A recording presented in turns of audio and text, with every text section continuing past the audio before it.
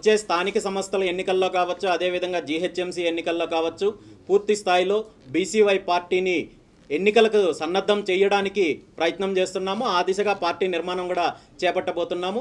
తొందరలోనే పార్టీకి సంబంధించిన నిర్మాణంతో పాటు పార్టీని బలోపేతం చేయడానికి, ప్రజల్లోకి వెళ్ళడానికి, రాబోయే ఎన్నికలను ఏ విధంగా ఎదుర్కోవాలనే దానిపైన పూర్తి స్థాయి సమీక్ష నిర్వహించి నిర్ణయం తీసుకోవడం జరిగింది. 42% బిల్లుకు సంబంధించి ఇప్పటికే కాంగ్రెస్ పార్టీ కూడా ఢిల్లీలో ధర్నా చేయడానికి సిద్ధమవుతుంది.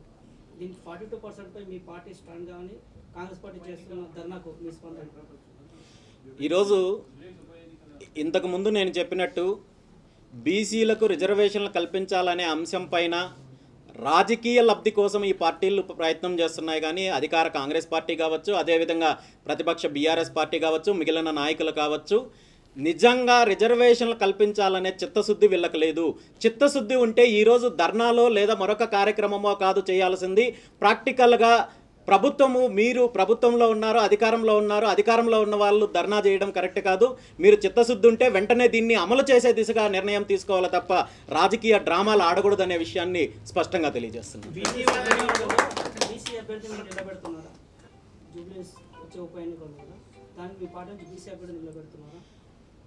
జూబ్లీ హిల్స్ ఎన్నికలకు సంబంధించి ఆ నియోజకవర్గంలో ఇప్పుడు రాష్ట్రంలో ఉన్న ప్రధాన పార్టీలు బీసీ అభ్యర్థిని ముందుకు తీసుకొని వచ్చినట్టయితే ఖచ్చితంగా బీసీ అభ్యర్థికి మేము మద్దతు ఇస్తాము.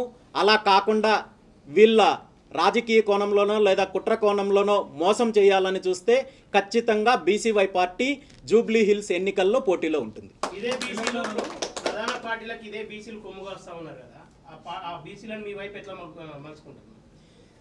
ఈరోజు నిజంగా చెప్పాలంటే తెలంగాణ రాష్ట్రంలో ఉన్న ఏ ఒక్క పార్టీ బీసీల గురించి మాట్లాడే నైతిక హక్కు కూడా లేదు.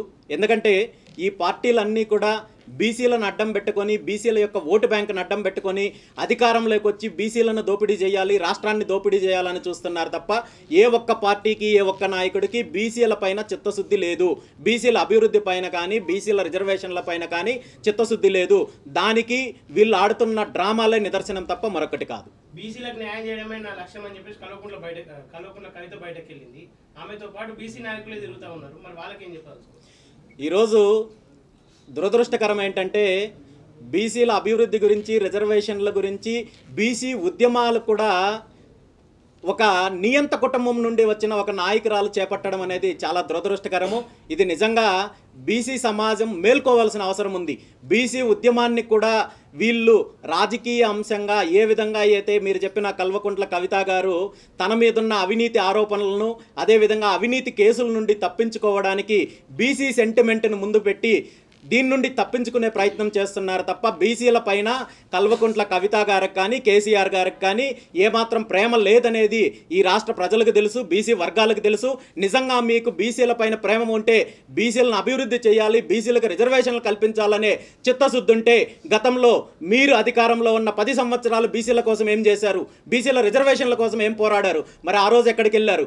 ఈరోజు మీ రాజకీయ లబ్ధి కోసము, మీ వ్యక్తిగత లబ్ధి కోసము బీసీ వాదాన్ని ముందుకు పెట్టి ఈరోజు లబ్ధి పొందాలని చూస్తున్నారు తప్ప ఈ విషయాన్ని ముఖ్యంగా బీసీ వర్గాలు గమనించాలి, బీసీ నాయకులు, బీసీ సంఘాలు గమనించాలి.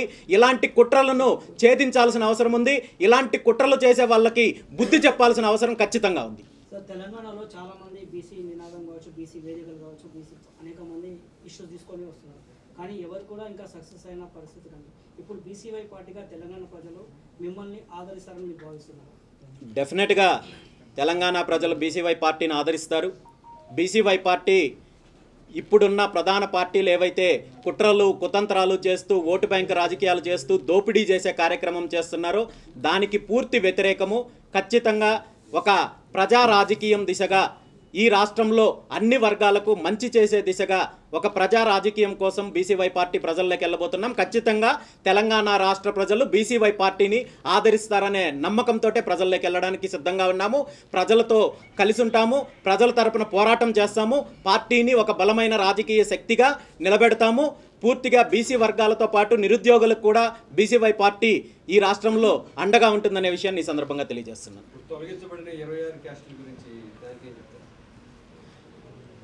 రాష్ట్రం విడిపోయినప్పుడు సుమారు 26 కులాలని బీసీ జాబితా నుండి తొలగించారు. మళ్ళీ ఈ కులాలని బీసీ జాబితాలోకి తీసుకురావాలని ఈ 26 కులాలకు సంబంధించిన ప్రతినిధులు అనేక రకాలుగా పోరాటం చేస్తున్నారు. ఖచ్చితంగా దీనికి సంబంధించి పార్టీలో దీన్ని డిస్కస్ చేసి దీనిపైన ఒక స్పష్టమైన నిర్ణయాన్ని అయితే ప్రకటిస్తాం. ఇప్పుడు అధికారం కోసం పార్టీలే సిద్ధాంతాలను పక్కన పెట్టి కూటమిగా ఏర్పడుతున్న సందర్భంలో బీసీలందరూ ఏకతాటిపైకి వచ్చి రాజ్యాధికారం వైపు వెళ్ళలేనటువంటి సిచ్యువేషన్ ఉంది. వాళ్ళందరూ కూడా ఏకీకరణ చేసేటటువంటి బాధ్యత మీరు తీసుకునే శక్తి సామర్థ్యం ఉందా? డెఫినెట్గా ఈ విషయంలో ఇప్పటి వరకు మనం మాట్లాడుకున్నట్టు ఇక్కడున్న దోపిడీ పార్టీలు ఏవైతే ఉన్నాయో, అవినీతి పార్టీలు ఏవైతే ఉన్నాయో, వీళ్ళు బీసీలను అభివృద్ధి చెయ్యకపోగా వీళ్ళు పన్నిన ప్రధానమైన కుట్ర ఏంటంటే బీసీలలో ఒకరికొకరు గొడవలు పెట్టి విడదీసే కార్యక్రమం చేశారు. బీసీల్లో ఉన్న ఐకమత్యాన్ని విడగొట్టే కార్యక్రమం చేశారు. దాన్ని తన రాజకీయ లబ్ధి కోసం ఉపయోగించుకునే కార్యక్రమం చేశారు. కానీ ఈరోజు బీసీలలో చైతన్యం వచ్చింది. బీసీ సామాజిక వర్గాలకు సంబంధించిన ప్రతి ఒక్కరిలో కూడా ఈ పార్టీలు ఏ విధంగా బీసీలను మోసం చేస్తున్నారు, బీసీ ఓటు బ్యాంకుతో అధికారంలోకి వచ్చిన తర్వాత ఏ విధంగా అనగదొక్కుతున్నారనే చైతన్యం వచ్చింది. ఖచ్చితంగా రాబోయే రోజుల్లో ఇంకా ముందు పూర్తి స్థాయిలో బీసీలకు సంబంధించిన అన్ని వర్గాల్లో చైతన్యం తీసుకొని వచ్చి ఈ పార్టీలకు బుద్ధి చెప్పే దిశగా బీసీవై పార్టీ ప్రయాణం కొనసాగుతుంది. అంటే తెలంగాణలో ఉన్న ఏకైక ప్రాంతీయ పార్టీ టీఆర్ఎస్ని ప్రస్తుతం రెండు జాతీయ పార్టీలు కూడా తొక్కే ప్రయత్నం చేస్తున్నాయని చెప్పేసి బీఆర్ఎస్ ఒక కొత్త నినాదాన్ని తీసుకుంది రీసెంట్. సో మీరు కూడా ప్రాంతీయ పార్టీకి అడుగు పెడుతున్నట్టు సందర్భంలో సో మిమ్మల్ని కూడా ఆ దిశగా ఇబ్బందులు పెట్టేటువంటి ఛాన్సెస్ ఏమైనా ఉన్నాయా? స్వతహాగా ఎదిగేటటువంటి అవకాశం ఉందా?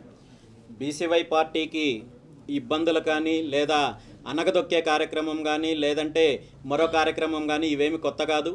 గత 2 సంవత్సరాలలో బీసీవై పార్టీ ఆంధ్రప్రదేశ్లో కానీ తెలంగాణలో కావచ్చు అనేక సవాళ్ళను ఎదుర్కొన్నాము. వీటన్నింటినీ కూడా రాబోయే రోజుల్లో వచ్చే సవాళ్ళను కూడా బీసీవై పార్టీ ఎదుర్కోవడానికి సిద్ధంగా ఉంది తప్ప ఎటువంటి కుట్రలకో లేదంటే మరో రకంగానో బలయ్యే పరిస్థితి అయితే మాత్రం లేదు. ఖచ్చితంగా ఎన్ని ఇబ్బందులున్నా ఎన్ని కష్ట నష్టాలున్నా అడుగు ముందుకు వేసి బీసీవై పార్టీని తెలంగాణ రాష్ట్రంలో అన్ని వర్గాల ప్రజల వద్దకు తీసుకెళ్లి అన్ని వర్గాల ప్రజల మద్దతు కూడగొట్టే ప్రయత్నము జరుగుతుంది. ఆ దిశగా 100% మేము సక్సెస్ అవుతామనే నమ్మకంతో ప్రజల్లోకి వెళ్తున్నాం. కొత్తగా ఏర్పడే ప్రతి పార్టీలు పేదల పక్షాన ఉంటామని చెప్తారు. ఇలా బీసీవై పార్టీ పెట్టిరు, బీసీలతోనే ఉంటారా లేదంటే ఓసీలను కూడా ఇలా కలుపుకునే ఆలోచన ఏమన్నా? ఈరోజు నేను ఒక్కటే చెప్తున్నాను, ఆంధ్రప్రదేశ్లో అయినా తెలంగాణ రాష్ట్రంలో అయినా బీసీవై పార్టీ ప్రధాన ఉద్దేశము ఇప్పుడున్న ప్రధాన దోపిడీ పార్టీలు ఏవైతే ఉన్నాయో, నియంత పార్టీలు ఏవైతే ఉన్నాయో, కుటుంబ పార్టీలు ఏవైతే ఉన్నాయో, వారసత్వ పార్టీలు ఏవైతే ఉన్నాయో, ఈ పార్టీల యొక్క దోపిడీ వర్గాలు కాకుండా అణచివేతకు గురవుతున్న అన్ని వర్గాలను కలుపుకెళ్లడమే బీసీవై పార్టీ ప్రధాన లక్ష్యము. ఆ దిశగా 2 రాష్ట్రాల్లో ముందుకెళ్లడానికి సిద్ధంగా ఉన్నాం. సో బీసీవై పార్టీ కేవలం రాజ్యాధికారం కోసం పనిచేస్తుందా లేక బీసీల సంక్షేమం కోసం కావచ్చు, అభివృద్ధి కావచ్చు, సమస్య కోసం పనిచేస్తుందా? ఈరోజు బీసీలు అభివృద్ధి చెందాలన్నా, బీసీలకు మంచి జరగాలన్నా, బీసీలకు రిజర్వేషన్లు రావాలన్నా, బీసీలు అన్ని రంగాలలో అభివృద్ధి చెందాలన్నా, లేదంటే మిగిలిన నిరుద్యోగులకు కావచ్చు, రైతుల సమస్యలు కావచ్చు తీరాలంటే ప్రధానంగా రావాల్సింది రాజకీయ మార్పు. ఇప్పుడున్న దోపిడీ వ్యవస్థ ఏదైతే ఉందో, దోపిడీ రాజకీయ పార్టీలకు అంతం పలికి ఒక సరికొత్త ప్రజా రాజకీయం దిశగా తీసుకొని వచ్చి రాజ్యాధికారం సాధించడం ద్వారా మాత్రమే, అధికారం ద్వారా మాత్రమే ఏదైతే ఈ అణగారిన వర్గాలకు సంబంధించిన అభివృద్ధి కావచ్చు, మిగిలిన అంశాల్లో అన్నింటిలో కూడా మార్పు అనేది వస్తుంది. కాబట్టి ఖచ్చితంగా అధికారం కోసమే బీసీవై పార్టీ పోరాటం చేస్తుంది. రామచంద్ర యాదవ్ నాయకత్వం